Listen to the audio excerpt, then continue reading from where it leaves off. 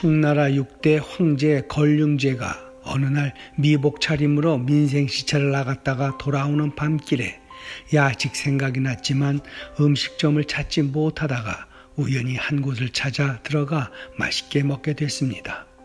그리고는 가게 상호가 궁금해진 황제에게 가게 주인이 이름이 없다 하자 도일처란 이름을 지어주었습니다.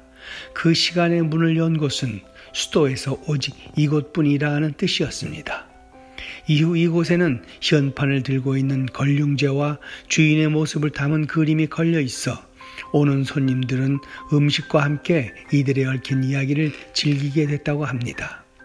이러한 역사를 가지고 오랜 세월 전통을 지키며 몇 대에 걸쳐 영업을 해온 곳을 오래된 가게란 뜻으로 노포라고 하는데, 한국이야 사회 여건이나 구조로 그 역사가 길지 않지만 중국이나 일본은 100년에서 200년 또는 그 이상 되는 가게들도 많습니다. 이는 노포가 간직해온 역사만큼이나 그 이야기에 강한 힘을 갖고 있어 이런 곳을 방문하게 된 각국 최고 지도자들에게는 외교에 큰 힘을 발휘하는 현장이기도 합니다. 이는 같이 음식을 나눔으로써 서로의 장벽을 뛰어넘어 마음의 문을 열 수 있다 보니 외교나 정치적 회담에 어떤 음식이 소개되었는지 따라 그 메뉴는 회담의 분위기를 나타내주는 역할로도 충분하기 때문입니다. 해서 힐러리 클린턴 전 국무장관은 음식이 국제관계 발전을 위한 가장 오래된 외교의 도구다라고 말했을 정도인데, 특히나 노포는 외교 무대에서 친근감을 표시하는 역할로 종종 등장했습니다.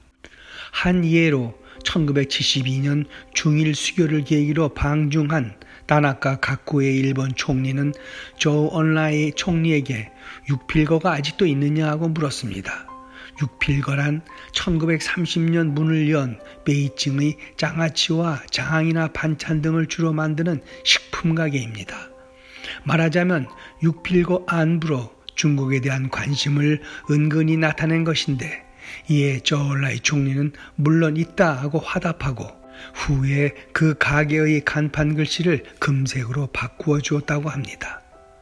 지난 16일과 17일 도쿄에서 열리는 한일 정상회담에서 일본이 윤석열 대통령을 대접한 곳 중 하나인 도쿄 긴자의 렌카테이 또한 128년 역사를 자랑하는 노포의 하나입니다.